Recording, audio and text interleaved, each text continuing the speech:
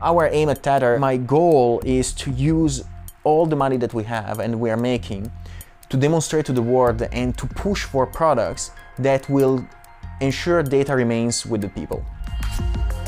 Privacy in Motion explores how your personal data fuels billion-dollar systems, while examining who controls the rules of digital privacy and what it truly means to own and protect your identity. When you have all the other big tech companies trying to take people's data and monetize it, if Tether does not try with its balance sheet and profits, trying to create an opposing force, then I think we are doomed. When we think of something that could happen to you, how much of it in the paranoid state is, governmental, is psyops, is hackers? Like, what is the threat level that you're worried about, or the vector?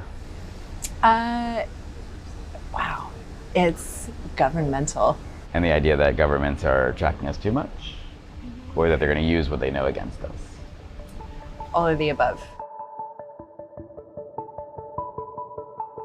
특히나 한국 같은 경우는 최근에 개인정보에 대한 이슈가 상당히 많았습니다. 실제로 개인이 많이 정보 보호를 위해서 주의한다고 하더라도 웹2에 있는 정부라던가 그 관련 기관들이 개인정보 관리를 못한다라고 하면 결국 개인정보가 보호되지 않는 거라고 생각하기 때문에 그렇습니다.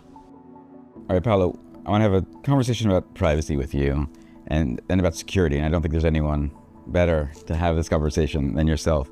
I want to start with the idea of stateless money and the concept that sort of network states are more influential these days than nation states.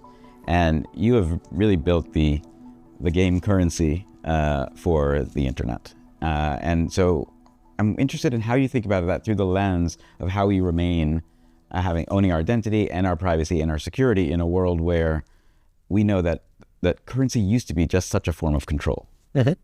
So I think that we need to think about currency and in the context of USDT, but then broader context of Bitcoin and other cryptocurrencies as something that is relative to the people using it. Different people or different communities have different sets of problems.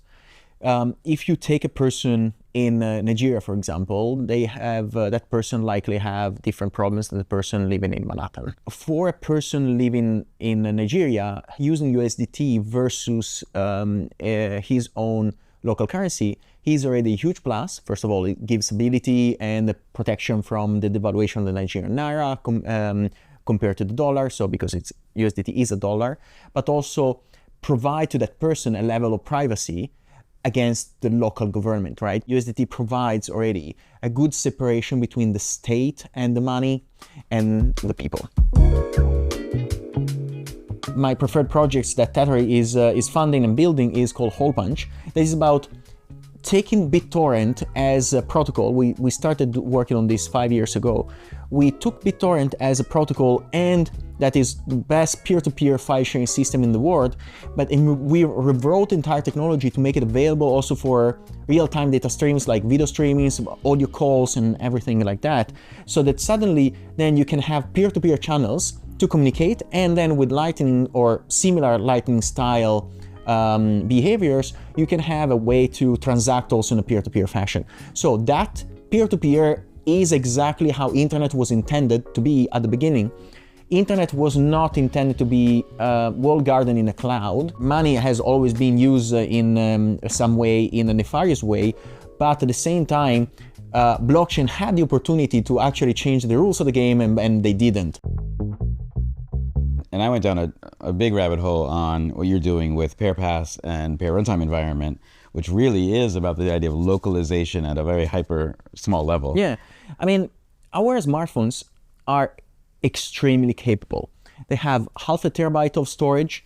They have a GPU. Look at the iPhone 17, even the Air one, can run local AI models very efficiently. With PairPass as an example, Kit is a peer-to-peer chat where on Kit there is a room, it's called Kit News, have 13,000 users now connected. 12,000 people can talk to each other every single day, share photos, videos, files, whatever, without any failure, without any ability of some country to censor their ability to join that room.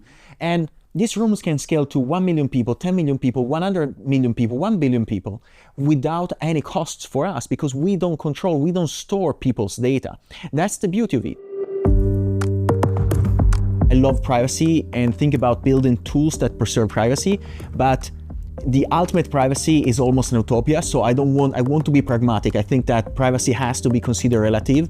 And I know that is a slippery slope, but if we keep running around and trying to solve privacy ultimately, we might fail in a short term to preserve privacy when it matters the most. I believe that with Tether, and thank God Tether is so profitable, because then we have the money to prove to the world that actually going back to the origins of internet is possible, and we can build amazing user experience around it. Maybe I'm overthinking it, or maybe I'm giving too much credit to our own company, but that is at least my mission. That's how I feel my mission is.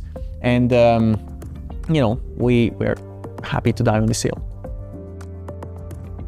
The cloud failed us, but code might still save our data. Local, peer-to-peer, human-first systems may be our last stand against a network that forgot who it was built for. The next chapter of the internet won't be about trust in companies, but confidence in ourselves. Because sovereignty doesn't live on a server, it lives wherever your keys, your data, and your choices can stay truly your own.